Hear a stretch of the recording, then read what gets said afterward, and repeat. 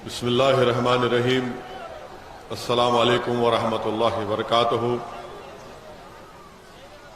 मुअज़्ज़िज़ हाज़रीन इकराम, बुजुर्गान मिल्लत, मेरी इज़्ज़तदार माँ और बहनों और मेरे गयूर नौजवान साथियों, मोहतरम जनाब शौकत साहब, सदर उत्तर प्रदेश मजलिस इत्तेहादुल मुस्लिमीन, मोहतरम जनाब मोहित फरगानी साहब ज़िला सदर,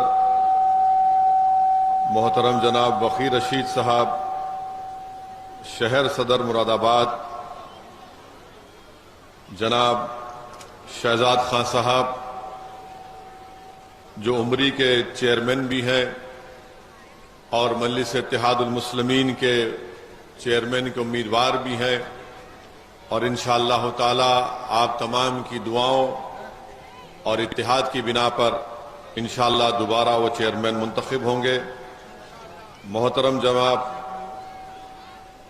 चमन अंसारी साहब नगर पालिका हसनपुर के उम्मीदवार, मोहतरम जनाब मुस्तजीब अंसारी साहब जो मुरादाबाद मेयर के कैंडिडेट हैं, हाफिज शराफत अंसारी साहब जो नगर पालिका ठाकुरद्वारा के उम्मीदवार हैं, नदीम अंसारी साहब भोजपुर नगर पंचायत के चेयरमैन के उम्मीदवार, मोहतरम जनाब अरशद सैफी साहब जो पाकबारा के नगर पंचायत के चेयरमैन के उम्मीदवार, जनाब जमशेद साहब जगवानपुर के हैं, नगीना से मोहतरम जनाब अजीजुर रहमान साहब जो मजलिस इत्तेहादुल मुस्लिमीन के उम्मीदवार हैं, कांड से चेयरमैन के हमारे उम्मीदवार मोहतरम जनाब जुल्फ़िकार साहब, और भोजपुर से मजलिस के उम्मीदवार चेयरमैन के लिए नदीम अंसारी साहब, शहनशीन और मंच पर बैठे हुए तमाम जिम्मेदारान, मेरे मजलिस के रुफ़क़ा, मैं आप तमाम का दिल की गहराइयों से शुक्रिया अदा करता हूं कि आपने अपना कीमती वक्त निकालकर आज के मजलिस इत्तेहादुल मुस्लिमीन के इस इंतखाबी जलसे में शिरकत की।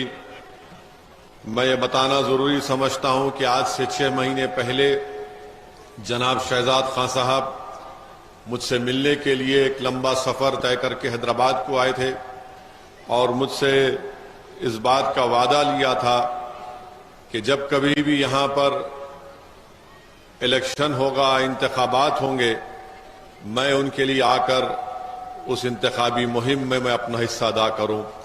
यह अल्लाह का फजल व करम है कि मैं अपने उस वादे को पूरा कर पाया और आज आपके दरमियान में आया हूं। मैं साथ ही साथ ये बताना जरूरी समझता हूं कि मैं हर मुकाम पर जाकर मजलिस के उम्मीदवारों के लिए इंतखाबी मुहिम चलाना ये ज़रा मुश्किल काम है, तो इसलिए मैं उन तमाम से माजरत भी चाहता हूं, और जहां कहीं मेरी आवाज़ अल्लाह सुब्हाना व तआला पहुंचा रहा है, मैं सुनने वालों से अपील करूंगा कि जहां भी मजलिस के उम्मीदवार हैं, चाहे वो चेयरमैन के उम्मीदवार हों, पार्षद के हों, सभासद के हों, मेरी आप तमाम से ये गुजारिश है कि पतंग के निशान पर आप अपना वोट देकर मजलिस के उम्मीदवारों को कामयाब और कामरान करिए, उनके लिए दुआ भी फरमाइए।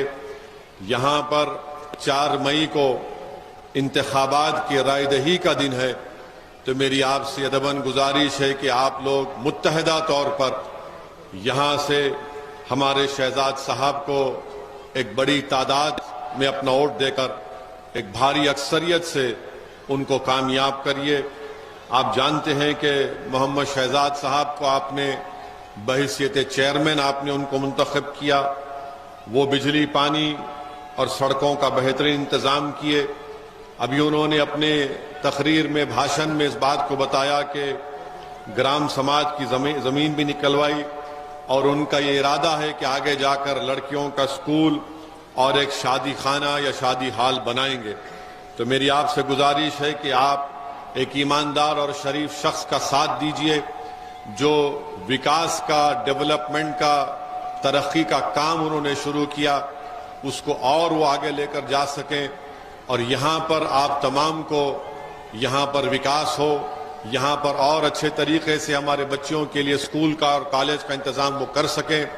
ये मेरी आपसे गुजारिश है कि आप 4 मई के दिन सुबह के अवलीन वक्तों में अपने घर से निकलकर जनाब शहजाद साहब को आप कामयाब करें और जहां कहीं भी हमारे मजलिस के उम्मीदवार हैं, ख़ास तौर से हमारे चाहे वो मुरादाबाद के हमारे मेयर के मुस्तजीब अंसारी साहब हों, जिनको कांग्रेस के उम्मीदवार ने उनको धमकी भी दी और बावजूद इसके कि माशाअल्लाह वो मैदान में खड़े हैं और मुकाबला कर रहे हैं, मैं उनकी इस बहादुरी को और उनकी इस्तिकामत को सलाम करता हूं और मैं अल्लाह से दुआ करता हूं कि अल्लाह सुब्हानहू व तआला उनको कामयाब करे बहैसियत मेयर के।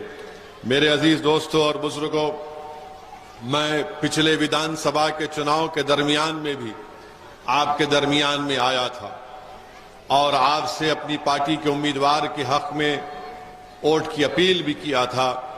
यह और बात है कि आपका जो फैसला था हम उसको कबूल करते हैं, उसकी इज्जत करते हैं। आपने मजलिस के उम्मीदवार के हक में जिन्होंने वोट दिया, मैं उनका भी शुक्रिया अदा करता हूं। जिन्होंने वोट नहीं दिया, हम कोशिश करते रहेंगे कि आपका दिल जीत सके, मगर ये विधानसभा का चुनाव नहीं है, ये यहाँ पर शहजाद साहब का चुनाव है। तो मेरी आपसे गुजारिश है कि आप मजलिस को कामयाब करें। जब चुनाव चल रहे थे विधानसभा के, मैंने आपसे वादा किया था कि मैं सिर्फ चुनाव की हद तक नहीं आया हूं, मैं बार बार उत्तर प्रदेश को आता रहूंगा और मैंने आपसे कहा था कि अल्लाह सुब्हानहू व तआला जब तक हमको जिंदा रखेगा और जब तक जिंदगी मुझसे वफा करती रहेगी या मेरी जिंदगी अगर इंतहा को नहीं पहुंचेगी तो मैं आपके दरमियान में आऊंगा, आपसे बात करता रहूंगा और आपकी तकालीफ को आपके हक के लिए लड़ता रहूंगा। मैं आज आपके दरमियान में आया हूं और इंशाअल्लाह ताला आते रहूंगा। मैं उन समाजवादी पार्टी के नेताओं की तरह नहीं हूं जो चुनाव के दरमियान में आते हैं और उसके बाद गायब हो जाते हैं। जिनका आपने साथ दिया, जिनको झोली भर भर कर आपने वोट दिया, आज आप देखते हैं कि अपने एयर कंडीशन के कमरों में बैठकर या फिर ट्विटर पर अपना बयान डाल देते हैं या फेसबुक पर अपना कोई पोस्ट कर देते हैं, मगर गरीब आवाम के दरमियान में आकर अपनी बात को नहीं करते। गरीब आवाम के दरमियान में आकर अगर किसी पर जुल्म होता है तो जुल्म के खिलाफ सदा एहतजाज बुलंद नहीं करते। मगर मजलिस चुनाव के दरमियान में भी आपके दरमियान थी, नतीजा हमारी मर्जी के मुताबिक नहीं आया, मगर हम आज आपके दरमियान में हैं। पिछले विधानसभा के चुनाव के दौरान में मेरी गाड़ी पर गोलियां चलाई गईं, मगर अल्लाह का फजलो करम था, आपकी दुआएं थी कि कुछ नहीं हुआ। जालिम ये समझ रहा था कि गोलियां चलाने के बाद या तो ओवैसी मर जाएगा या फिर डर कर उत्तर प्रदेश को नहीं आएगा, मगर अल्लाह सुब्हानहू व तआला ने मुझे हिम्मत दी और मैंने उस वक्त भी कहा था कि गोलियां मेरी हिम्मत को और मेरी हिम्मत को कम नहीं कर सकती हैं। मैं आपके दरमियान में आता रहा। तो मेरे अजीज दोस्तों और बुजुर्गों, मेरी इज्जतदार माँ और बहनों, हम आपसे सिर्फ यही गुजारिश करने आए हैं कि आप मजलिस के जरिए से अपनी एक सियासी लीडरशिप को उत्तर प्रदेश में बनाइए। जब तक आप अपनी सियासी लीडरशिप को नहीं बनाएंगे, याद रखिए आपके मसले मसाइल हल होने वाले नहीं हैं। आपका फैसला था, मैं उसको सलाम और इज्जत करता हूं। आपने समाजवादी पार्टी को वोट दिया, मगर बताइए कितने समाजवादी पार्टी के नेता जीत कर उत्तर प्रदेश की विधानसभा में जाकर आपकी तकालीफ को बयान करते हैं, आपके हक के लिए लड़ते हैं, आपके मसाइल को बयान करते हैं। इसीलिए मैंने आपसे कहा था और आज फिर कह रहा हूं कि जब तक आप अपने वोट से अपनी पार्टी को कामयाब नहीं करेंगे, आपकी तकालीफ दूर नहीं होंगी। जब तक आप अपने नेता को नहीं बनाएंगे, और याद रखिए नेता कोई आसमान से नहीं आएगा, नेता कोई जमीन से निकल कर नहीं आएगा, नेता अगर आएगा तो आपके दरमियान से आएगा। मैं सलाम करता हूं दूसरे हमारे समुदाय के भाई और बहनों को जिन्होंने सियासी सोच का मुजाहरा किया और अपने अपने नेता को बना लिया, मगर आपका और खास तौर से मुस्लिम समुदाय का मामला जब आता है, हर चुनाव जब आता है, तो हम हमारे दरमियान में खड़े होकर कोई कहने वाला कह देता है कि भाइयों बहनों अब सेकुलरिज्म को बचाना है, फिरका परस्ती को हराना है। यकीनन हराइए फिरका परस्ती को, कौन नहीं चाहता। ये फिरका परस्ती जो भारत को दीमक की तरह कमजोर कर रही है, ये नफरत जो भारत को ताकतवर बनाने से रोक रही है। मगर ये तो बताइए कि क्या सिर्फ इस आग को बुझाने का जिम्मा हमने लिया है? क्या इस नफरत का खात्मा करने की जिम्मेदारी सिर्फ हम पर है? फिरका परस्ती का खात्मा एक बहुत बड़ा बोझ है जो हम अकेले नहीं उठा सकते। मैं यही कह रहा हूं, अगर हमारे बच्चों को स्कूल नहीं मिलता, अगर हमारे नौजवानों को झूठे इल्जाम में जेल को भिजा दिया जाता है, तो फिर इसकी आवाज कौन उठाएगा? इसका सद्देबाब कौन तलाश करेगा? इसीलिए मैं आपसे कह रहा हूं कि आप मेरी इस बात का गौर करिए।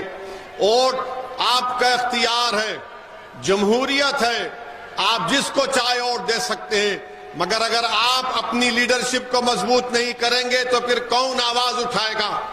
और याद रखिए, अगर कोई ये कहेगा कि नहीं नहीं हम वोट समाजवादी को देंगे या किसी और पार्टी को देंगे, मगर ओवैसी मोदी और योगी के खिलाफ तो बोलता है, बोलता रहेगा। मगर मैं आपसे पूछना चाह रहा हूं, थालियों के लिए नहीं कह रहा हूं, मैं आपसे पूछना चाह रहा हूं, जो लोग इस तरह की सोच रखते हैं ओवैसी तो बोलेगा, तो फिर जो नहीं बोलता आप गूंगों का साथ क्यों देते? जो गूंगे हैं उनका साथ आप क्यों देते? जो अपनी जबान को जुम्बिश नहीं दे सकते जुल्म के खिलाफ बोलने के लिए, तो कैसे आपके वोट के हकदार बन जाते हैं? जिनको आपने वोट दिया, कहां है उनकी जबानें? चुनाव के दौरान में तो मुझे बहुत गाली दी गई कि ये बी टीम है, ये फुला टीम है। ठीक है, जितना मुझे गाली देना है, चाहे वो कोई सेकुलर पार्टी जो अपने आप को कहती है मुझे गाली दो, मुझे बी टीम कहो, सी टीम कहो, डी कहो, ई कहो, एफ कहो, अलिफ लाम बे ते से तक जितना कहना कह दो, मगर ये तो बताओ तुम किसकी टीम हो? तुम कौन सी टीम के हो? तुम कौन सी टीम में कहां खेलते हो? भाई मैं हूं, आपके दरमियान में हूं, मैं आपका हूं और आपका ही रहूंगा। मैं कहीं जाने वाला नहीं हूं, मैं आपका नौकर हूं। अल्लाह ने मुझे मौका दिया कि मैं आपकी खिदमत कर सकूं। मगर जो लोग अपने आप को दूध के धुले हुए कहते हैं और ओवैसी को गाली देते हैं, बताओ तुम कहां पर हो? तुम कौन से मुकाम पर खड़े हो? तुम कौन सी बात कर रहे हो? वोट तो लिया कि बीजेपी को रोकेंगे। मैं आपको याद होगा, कांट में हमारा जलसा हुआ था, कांट विधानसभा में एक बड़े मैदान में। कौन सी जगह पर हुआ था? नहीं, एक मैदान था, हाँ कांट में। बहरहाल जिस मुकाम पर हुआ था, मैंने कहा था आपसे कि समाजवादी पार्टी बीजेपी को नहीं हरा सकती। तो दूसरे दिन से सोशल मीडिया पर शुरू होगा, देखो ओवैसी क्या कह रहा है, बीजेपी को नहीं हरा सकते। एक बार नहीं, मैंने कई मर्तबा कहा था। पूरे उत्तर प्रदेश के चुनाव में 160-170 सभाएं मैंने की थी। मैंने हर सभा में कहा था कि देखो ये नहीं होने वाला है, ये काम नहीं होने वाला है। मगर सबने मुझे गाली दी और कहा कि ओवैसी भड़काऊ भाषण दे रहा है। मैं आपसे क्या कहा था कि एक चिराग को रोशन करो। मैंने आपसे कहा था कि अंधेरे में अपने घर में एक चिराग को रोशन करो, उस चिराग से अपने घर के अंधेरे को दूर करो। मगर आपने फैसला किया कि नहीं नहीं, अब अखिलेश को मुख्यमंत्री बनाएंगे तो पूरी रोशनी आ जाएगी। कहां आई रोशनी, बताइए आप? आपने अपना वोट दिया। समाजवादी पार्टी की तारीख में मुस्लिम समुदाय ने इतना वोट नहीं दिया था। 85% मुस्लिम समुदाय ने समाजवादी पार्टी को वोट दिया। अब बताइए भैया कहां हैं? भैया एयर कंडीशन कमरे में बैठकर अपने फोन पर ट्विटर पर कुछ 280 अल्फाज लिख देते हैं कि मैं एनकाउंटर हुआ उसका कंडेम करता हूं। फेसबुक पर कुछ पोस्ट लिख देते हैं। जबान से जो लोगों की हत्या की गई, जो पुलिस के कस्टडी में थे, जिनकी हाथों में जंजीरें थी, उनका नाम लेने से डरते हैं, उनका नाम लेने से डरते हैं। और जब हमसे आकर पूछा जाता है तो हम ये कहते हैं कि जुल्म हुआ, ये नाइंसाफी हुई, ये एक्स्ट्रा जुडिशियल किलिंग हम नाम लेकर कहते हैं। मगर शिकायत आपसे है, शिकायत तो आपसे है कि आपने ऐसे लोगों पर भरोसा किया, आपने इनको वोट दिया, मगर इन्होंने क्या किया? उन्होंने कुछ नहीं किया। इसीलिए आपसे कह रहे हैं कि आप अपनी नेता को बनाइए, लीडरशिप को बनाइए। मैं यहां पर अपने आप के लिए नहीं आया हूं और अल्लाह मुझे जब तक भिजाएगा मैं आपके लिए आता रहूंगा। अगर यहां से शहजाद चेयरमैन बनेगा तो यह पहला पैगाम होगा कि अब आपने करवट ली है और आप में शऊर बेदार हो गया। अगर मुरादाबाद से हमारा मेयर मुंतखब होगा तो पूरे उत्तर प्रदेश में जलजला आ जाएगा। नगीना से हमारा चेयरमैन बनेगा तो तमाम ये सेकुलर पार्टियों की नींदें हराम हो जाएंगी कि आखिर हो क्या रहा है। अगर कांड से हमारा चेयरमैन बनेगा तो एक इत्तेहाद की फिजा पैदा होगी। अगर संभल से हमारा चेयरमैन बनेगा तो इनको मालूम हो जाएगा कि अब लोग इन पर यकीन नहीं करेंगे। मगर आपको एक मिसाल दे रहा हूं, समझाने के लिए एक बात कह रहा हूं कि बिहार में गो ये लोकल बॉडी का इलेक्शन है, मगर समझाने के लिए कह रहा हूं कि बिहार में सरकार है नीतीश कुमार की और तेजस्वी यादव की, जो अखिलेश यादव के रिश्तेदार भी हैं, अखिलेश यादव के रिश्तेदार भी हैं। तो वहां पर नीतीश कुमार की सरकार ने एक आनंद मोहन साहब हैं जिनको कोर्ट ने लाइफ की सजा दी कत्ल के इल्जाम में। उन्होंने एक दलित आईएएस ऑफिसर की हत्या की तो उनको कोर्ट ने लाइफ की उम्र कैद की सजा दी। तो नीतीश कुमार और तेजस्वी यादव की सरकार ने कहा कि 24 का चुनाव आ रहा है, हमको राजपूतों के वोट हासिल करना है। इसीलिए जो जेल का मैन्यूल होता है जिसमें लिखा गया कि अगर कोई गवर्नमेंट के सर्वेंट को, अगर कोई कर्मचारी को सरकार की हत्या करेगा तो उसको रिमिशन माफी नहीं मिलेगी। कानून बदल दिया, वो जेल से निकल रहे हैं, निकल गए हैं। एक दलित आईएएस ऑफिसर की बेवा जो हैदराबाद में रहती है वो रो रही थी। कौन उसके हाथ से खड़ा हुआ? असदुद्दीन ओवैसी खड़ा हुआ। ये नहीं देखा कि वो दलित है, ये देखा कि इसके साथ नाइंसाफी हो रही है। मगर वो लोग ये नहीं देखे, तेजस्वी यादव देखे कि 24 का चुनाव आ रहा, वोट हासिल करना है। मगर याद रखो, क्योंकि वो जो साहब को छोड़ा गया उनका समुदाय उनके साथ था, उनका पूरी बरादरी उनके साथ थी। तो इनको मालूम था, ये तेजस्वी यादव को और नीतीश कुमार को, कि उस बरादरी का वोट लेना है तो इनको जेल से छोड़ना पड़ेगा, इनको जेल से छोड़ना पड़ेगा। तुम्हारी कोई अहमियत नहीं है, तुम्हारी कोई कीमत नहीं है, तुम्हारी कोई ताकत नहीं है, तुम्हारी कोई पहचान नहीं है, इसीलिए पुलिस की कस्टडी में आकर गोलियां मारकर चले जाते हैं। अगर तुम में ताकत होती, तुम में इत्तेहाद होता, तुम में सियासी शऊर होता, तुम इन तमाम चीजों से उठकर अपने नेता को बनाते तो कोई माइका लाल सोचता नहीं था किसी को गोली मारने से। और अफसोस यह है कि तुम मेरी इस बात पर थाली बजा रहे हो, तुम थाली बजा रहे हो। देखो बेबसी, देखो आपकी, आपका थाली बजाना बेबसी है। मैं थाली बजाने के लिए नहीं कह रहा हूं। आप यहां से जब उठकर जाएंगे तो एक पैगाम पैगाम और फिक्र लेकर जाएंगे कि 4 तारीख को हमको वोट देना है। किस लिए देना है? कि आपको अपनी कीमत बताना पड़ेगा, आपको अपनी ताकत बताना पड़ेगा।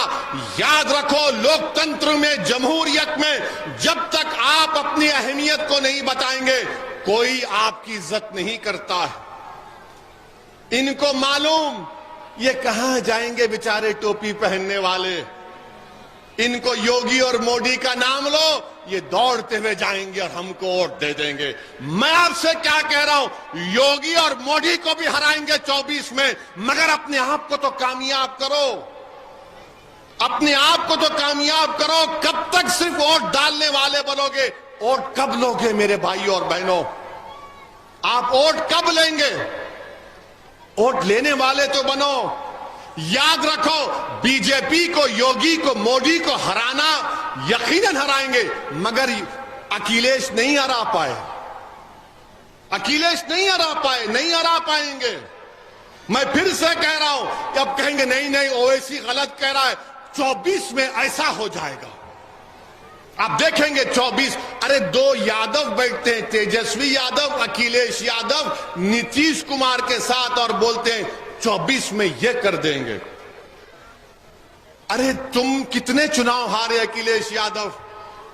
तुम 17 का चुनाव हारे, तुम 19 का चुनाव हारे, तुम 22 का चुनाव हारे, तुम हार ही रहे हो। अच्छा, और एक बात, रामपुर का चुनाव आजम हार गए, हारे ना, हारे ना। मैनपुरी कैसा जीत गए? मैनपुरी कैसा जीते? पूछो, अपने आप से सवाल करो, मैनपुरी कैसा जीत गए? अगर आजम हार गए रामपुर में, तो मैनपुरी कैसा जीत गए? दोनों जीतना था ना, एक ही वक्त में चुनाव हुए हैं, कैसा जीत गया, वहां कैसा हार गए? इसका कोई जवाब नहीं है इनके पास। यही तो आपको बता रहा हूं, समझो, ये साजिश कर रहे हैं आप लोगों से। और जब मैं सच्चाई को बयान करता हूं तो बोलते हैं कि भड़काऊ भाषण देता है। मैं भड़काऊ भाषण नहीं दे रहा हूं, मैं सच्चाई जो कड़वी है, जहर की तरह आपको बता रहा हूं। अब आप इसको कबूल करें या ना करें, अगर आज आप कबूल नहीं करेंगे तो याद रखो, ये जो मासूम बच्चे 15, 17, 18 साल के बैठे 10 साल के बाद आकर आपसे कहेंगे कि अब्बा एक दीवाना आया था, पुकार रहा था, आपने उसकी बात का यकीन क्यों नहीं किया? तो क्या जवाब दोगे तुम क्या जवाब दोगे? मुझे बताओ मेरे अजीज दोस्तों और बुजुर्गों। इन्हीं बातों को आपको हम समझा रहे हैं। यकीनन ये चुनाव है, यहां के लिए है, मगर एक बड़ा पिक्चर आपको देखना है, एक बड़ा पिक्चर आपको समझना है। हां, यकीनन हम मजम्मत करते हैं। मैं शुरू से जब एमएलए बना, आज से 27-28 साल पहले जब अल्लाह ने मुझे एमएलए बनाया, मैं जिस प्रदेश से आता हूं वहां पर तेलुगु देशम की सरकार थी, तो नक्सलाइट्स को ऐसे ही हत्या कर दिया जाता था। तो मैं कहता था कि मैं तशद्दुद के, हिंसा के खिलाफ हूं। जमहूरियत में, लोकतंत्र में गोली का खेल नहीं हो सकता, बंदूक से इंसाफ नहीं मिल सकता, जुल्म से इंसाफ नहीं मिल सकता। हम बाहुबलियों के खिलाफ थे और रहेंगे, हम जालिमों के खिलाफ थे और रहेंगे, हम गुंडों के खिलाफ थे और रहेंगे, हम कातिलों के खिलाफ थे और रहेंगे। मगर अगर गोली से कोई इंसाफ करेगा तो फिर कातिल में और हुकूमत में कोई फर्क नहीं रहेगा। कातिल में और हुकूमत में कोई फर्क नहीं होगा। इसीलिए अदालत है, संविधान है, पुलिस है, पब्लिक प्रोसिक्यूटर है। फौजदारी के मुकदमे क्यों चलते हैं? ताकि सजा दे सके। अगर कोई ये उत्तर प्रदेश की सरकार अगर ये समझेगी कि गोली का जवाब गोली से देंगे, तो हम पूछना चाहते हैं, गांधी को जिसने मारा उसका नाम गोडसे था, जिसने गांधी को मारा उसका नाम गोडसे था, तो क्या हमने गोडसे के ऊपर मुकदमा नहीं चलाया और पूरे अपराधियों पर मुकदमा चलाया? उनको फांसी की सजा दी गई। गांधी के कातिल को ले जाकर सर पे गोली नहीं मारी गई। गांधी के कातिलों को हथकड़ियां पुलिस की कस्टडी में उनके सर पर गोलियां नहीं मारी गई। जिसने इंदिरा गांधी को मारा उस पर केस नहीं चला, जिसने राजीव गांधी को बम से उड़ा दिया उन पर मुकदमा नहीं चला, सजा नहीं हुई, तमिलनाडु के जेल में उनको नहीं रखा गया। अरे वो अजमल कसब जो पाकिस्तान से आकर भारत की सरजमीन पर मासूम भारत के लोगों को गोलियां मारकर भून रहा था, जिंदा पकड़ा उसको।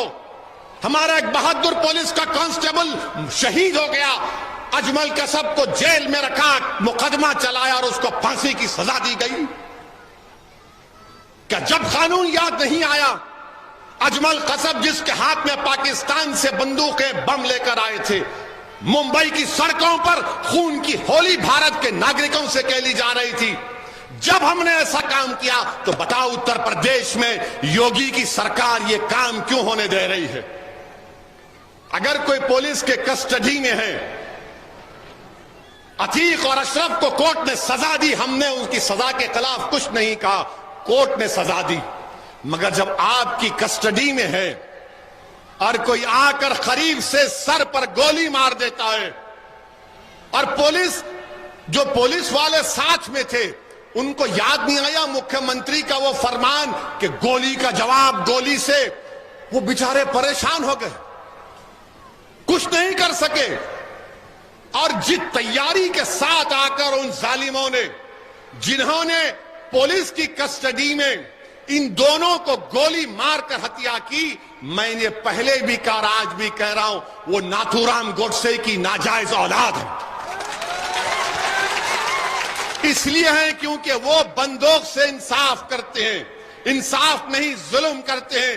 वो अपनी मकसद को बंदूक से पूरा करना चाहते हैं और ओवैसी आपसे कह रहा है कि आप अपने मकसद को वोट से पूरा करिए, मुत्तहिद होकर पूरा करिए। गोली मारकर चले गए और पुलिस कुछ नहीं कर सकी, जिनके हाथ में बंदूकें हैं कुछ नहीं कर सके। मैं आज कल भी कहा और आज भी कह रहा हूं कि जिनकी हत्या की गई, इन जालिमों के पास 2 वेपन थे, 8-8 लाख की एक रिवॉल्वर, 16 लाख की रिवॉल्वर। इन कमीनों के पास ये दौलत कहां से आई? अच्छा, क्या जिन्होंने पुलिस की कस्टडी में अतीक और उनके भाई को हत्या की, क्या उनका घर डिमोलिश हुआ? उनके घर पे बुलडोजर चला? तुमने फोटो देखी? बुलडोजर चला उनके ऊपर। अरे डरते क्यों हो, बोलो ना। बुलडोजर नहीं चला, क्यों नहीं चला? बुलडोजर चलना चाहिए था ना।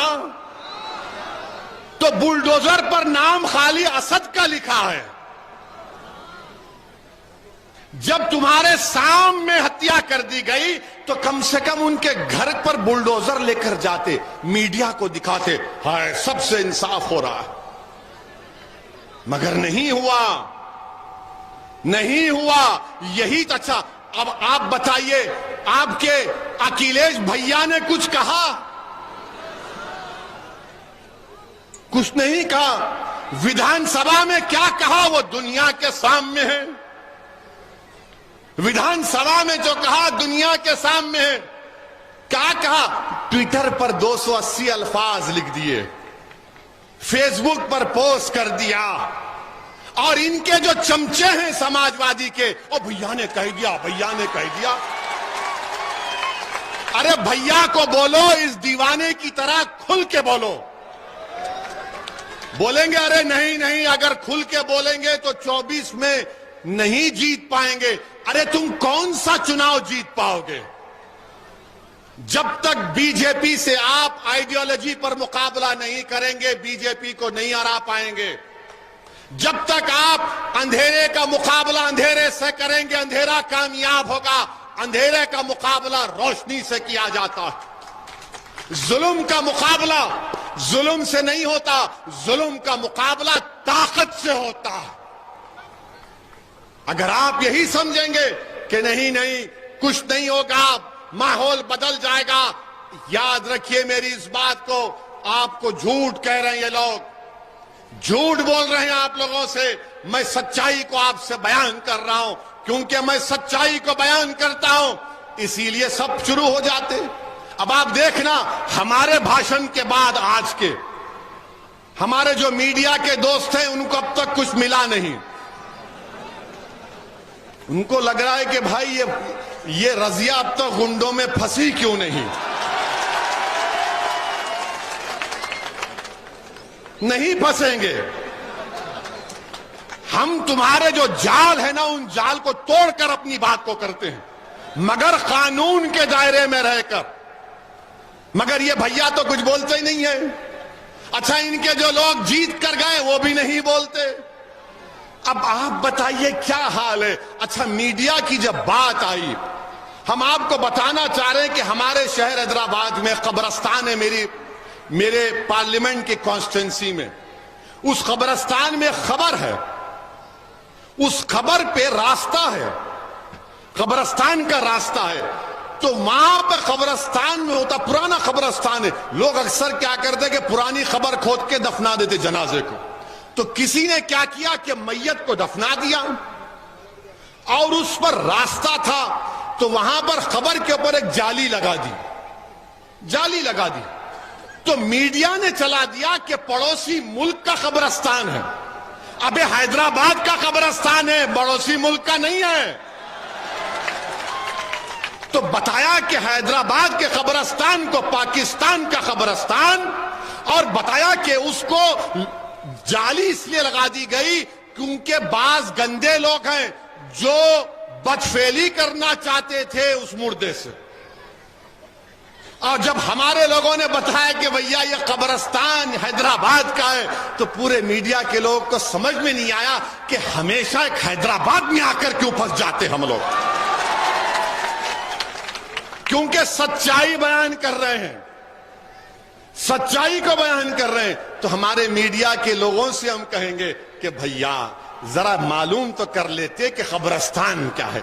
अरे तुम हमारी जिंदगी में, हम जिंदा हैं तो तुम परेशान, अरे खबर में जाके सो रहे तो तुम परेशान क्यों हो रहे हो। कम से कम खबरों को तो छोड़ दो। अब बताओ, ये हमारी वफादारी की निशानी नहीं है तो क्या है। जिंदा है तो हमारी मां ने 9 महीने पेट में रखकर इस भारत की जमीन पर हमको पैदा किया, और जब हमें अल्लाह के हुक्म से दुनिया से चले जाते तो इसी जमीन में चले जाते। ये हमारी वफादारियों की निशानियां हैं, मगर आप उसमें भी हमको परेशान कर रहे हैं। अब क्या चाहते हैं कि हम खबर से निकल कर आए। अब क्या चाहते हैं आप कि कोई आकर बोलेगा कि खुम बिस्मिल्लाह तो उठ जाए हम लोग। अरे उठेंगे, जब सूर फूंका जाएगा तो सब उठाए जाएंगे। एक एक अमाल का जवाब देना पड़ेगा।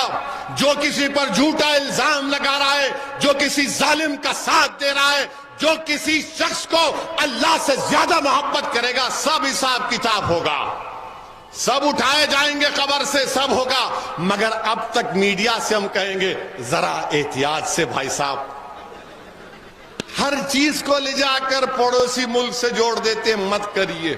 तो मेरे अजीज दोस्तों और बुजुर्गों, हम आपसे अपील कर रहे हैं कि ये माहौल है, और हम मुख्यमंत्री योगी आदित्यनाथ से भी कहना चाह रहे हैं कि मुख्यमंत्री जी, आपके पार्टी में कितने बाहुबली हैं बताइए ना। कितनों पर मुकदमा है बताइए ना। उनका क्या करेंगे आप बताइए ना। ऐसा लगता है कि पूरी जिम्मेदारी हम पर आ गई। अब तो हद ही हो गई, हद ही हो गई कि महिलाओं को दिखाया जा रहा है ये लेडी डॉन है। अरे कुछ तो शर्म करो, कुछ तो ख्याल करो। महिलाओं को दिखा लेडी डॉन है। अब क्या बाकी रह गया। अब तो शायद तुम अनकरीब में एक 6 साल के बच्चे को कहोगे ये चाइल्ड डॉन है, ये बच्चा डॉन है। अरे कुछ तो रखो। मगर कोई कुछ नहीं बोलेगा। आप पूछिए बीएसपी के नेताओं से, पूछिए समाजवादी के नेताओं से, पूछिए कांग्रेस के नेता तो हमारे मेयर के कैंडिडेट को धमकी दे रहे हैं कि तुमको गोली मार देंगे। तो हमारे मेयर के उम्मीदवार अंसारी साहब ने कहा, मुस्तजीब अंसारी ने कहा कि भैया जब गोली मारना पीठ पर नहीं मारना, सीने पर मारना। हम मुस्तजीब अंसारी साहब को बोलना चाह रहा हूं, ये गोली मारना, ये सब करना, ये कमजोरों का काम है। अरे जोड़ना दिलों को ये बड़ा काम है। गोली तो इलाहाबाद में भी, प्रयागराज में भी गोली चली थी, इलाहाबाद में भी गोली तो गांधी पर भी चली थी, मगर दुनिया याद रखती है। दुनिया गांधी के कातिलों को याद नहीं रखी, दुनिया गांधी को याद रखी, क्योंकि गोली से उनकी हत्या की गई थी। तो गोली मारने वालों, तुम्हारी गोलियां खत्म हो जाएंगी, मगर हम जालिम को जालिम बोलते रहेंगे। गोली मारने वालों याद रखो, तुम पूरी गोली खत्म हो जाएगी तुम्हारी, मगर हम सच्चाई और हक को बुलंद करते रहेंगे। हम गोलियों से डरने वाले नहीं हैं, हम परवरदिगार से, रब्बे कायनात से डरने वाले हैं। हम गोली के डर से तुमसे मोहब्बत नहीं करेंगे, हम गोली भी खाएंगे और कमली वाले की गुलामी का नारा बुलंद करेंगे। तो मेरे अजीज दोस्तों और बुजुर्गों, मुत्तहिद हो जाइए। 4 मई को आप अपना एक वोट जनाब शहजाद साहब को देकर कामयाब करिए और आप मुतमईन रहिए। अगर आप वोट नहीं भी देंगे, मैं तो आता रहूंगा उत्तर प्रदेश को। मैं आपका खादिम हूं, मैं आपका नौकर हूं। जब तक अल्लाह मुझे जिंदा रखेगा, मैं आपके दरमियान में था और आता रहूंगा। प्रयागराज में उन दोनों को पुलिस कस्टडी में मारा गया, तो लोगों ने हमसे सवाल किया, आप जाएंगे उत्तर प्रदेश को? मैंने कहा क्यों नहीं जाएंगे। जब ससुराल में नहीं गए तो समझ नहीं आता, डर होता है। हम तो उत्तर प्रदेश जाएंगे। तो कब जाएंगे? मैंने आपको बता देंगे। मैंने तारीख बताई। हम बोले कुछ हमारा इस्तकबाल करेंगे गोलियों से या फूल से करेंगे। तो मेरे अजीज दोस्तों और बुजुर्गों, जुल्म को जुल्म ही बोलना पड़ेगा। और किसी शायर ने अच्छा कहा था कि जब जुल्म बढ़ जाता है तो मिट जाता है, जुल्म जब बढ़ जाता है तो मिट जाता है, खून जब गिरता है तो जम जाता है। तो इन लोगों को समझना चाहिए कि सत्ता में रहकर मैं उम्मीद नहीं किया था कि उत्तर प्रदेश के चीफ मिनिस्टर, मुख्यमंत्री, जो मुख्यमंत्री भी हैं और एक अपने धर्म के बहुत बड़े नेता, वो माने धर्म गुरु भी हैं, उनकी जबान से उन्होंने विधानसभा में कहा, यह उनको जेब नहीं देता कि मिट्टी में मिला देंगे। अरे हम सबको मिट्टी में मिलना है, मिट्टी में मिला देंगे। अरे मिट्टी में मिला रहे हैं तो दूसरे क्या कर रहे हैं? दूसरों पर मिट्टी तो छोड़ो, उन पर फूल बरसाए जा रहे हैं। मेरे अजीज दोस्तों और बुजुर्गों, मेरी आपसे दबन गुजारिश है, मुझे एक और जगह पर जाना है और फिर कल सुबह मुझे कर्नाटका जाना है।